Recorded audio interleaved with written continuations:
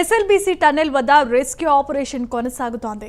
మరో 2 చోట్ల మానవ అవశేషాలను క్యాడవర్ డాగ్స్ గుర్తించిన మరో 2 ప్రదేశాల్లో తవ్వకాలను మొదలుపెట్టారు.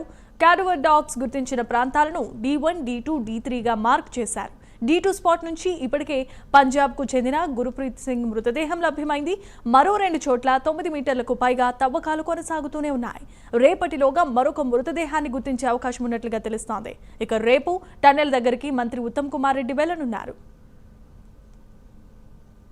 జరిగింది. ఇది గుర్ప్రీత్ సింగ్ బాడీ, వాళ్ళ భార్య రాజేందర్ కౌర్. ఈ రాజేందర్ కౌర్ పైన ఆమె పేరు మీద 25 లక్షల ex gratia check government of Telangana ఇవ్వడం జరుగుతూ ఉంది. ఇది మీ అందరూ కూడా మేము అనౌన్స్ చేస్తూ ఉన్నాం. ఇది ఇక్కడ నుంచి ఈ బాడీని కూడా అన్ని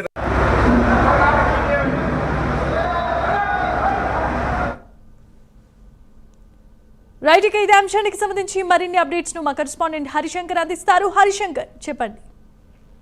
జరిమా ఎస్ఎల్బీసీ ప్రమాద ఘటనలో చిక్కున్నటువంటి 8 మంది కార్మికుల కోసం రెస్క్యూ ఆపరేషన్ 17వ రోజు చేరుకుంది. అయితే నిన్న సాయంత్రం ఏదైతే పంజాబ్ రాష్ట్రానికి చెందినటువంటి గురుప్రీత్ సింగ్ సంబంధించిన డెడ్ బాడీ దొరకడంతో మిగతా డెడ్ బాడీ కోసం గాలింపు చర్యలపై కొనసాగుతున్న పరిస్థితి ఉంది. అయితే ఇప్పటికే క్యాడవర్ డాగ్స్ గుర్తించి మరో 2 చెట్ల కూడా యొక్క తవ్వకాలు అయితే జరుగుతున్నాయి. అయితే ఈ క్యాడవర్ డాగ్స్ గుర్తించిన ప్రాంతాలను D1, D2, D3గా మార్క్ చేశారు. అయితే దీనికి సంబంధించి అధికారులు కూడా అఫీషియల్ గా చెప్పడం జరిగింది. అయితే D2 స్పాట్ నుంచి ఇప్పటికే నిన్న రాత్రి దొరికినటువంటి గురుప్రీత్ సింగ్ డెడ్ బాడీ దొరికిన నేపథ్యంలో మరోవైపు అటువైపు కూడా మిగతా స్పాట్లలో కూడా పెద్ద ఎత్తున కూడా తవ్వకాలు జరుగుతున్నాయి. మొత్తం మీద మరో 2 చోట్ల 9 మీటర్లకు పైగా తవ్వకాలు అయితే కొనసాగుతున్న పరిస్థితి ఉంది. ఒకవైపు బురద మట్టి అధికంగా ఉన్న నేపథ్యంలో ఈ యొక్క రెస్క్యూ ఆపరేషన్ కాస్త ఆలస్యం అవుతుందని కూడా చెప్పవచ్చు. అదేవిధంగా 4 షిఫ్టులుగా 150 మంది కార్మికులు ఈ యొక్క ఆపరేషన్ లో పాల్గొంటున్నారు. ఉదయం, మధ్యాహ్నం, సాయంత్రం, అదేవిధంగా రాత్రి ఇలా 4 షిఫ్టుల్లో యొక్క ఆపరేషన్ అయితే కొనసాగుతున్న పరిస్థితి ఉంది. రేపటిలోగా మరొక మృతదేశం లభించే అవకాశం అయితే కనిపిస్తుందని చెప్పి ఒక అధికారులు చెప్తున్న పరిస్థితి ఉంది. దీనికి సంబంధించి ఇప్పటికే మంత్రి ఉత్తమ్ కుమార్ రెడ్డి ఎప్పటికప్పుడు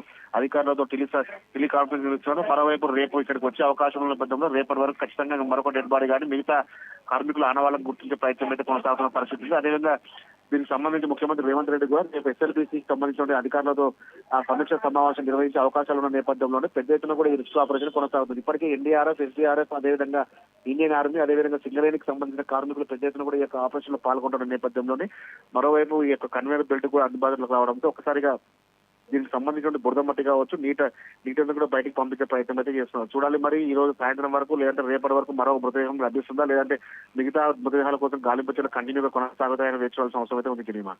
thanks for the updates Harishankar.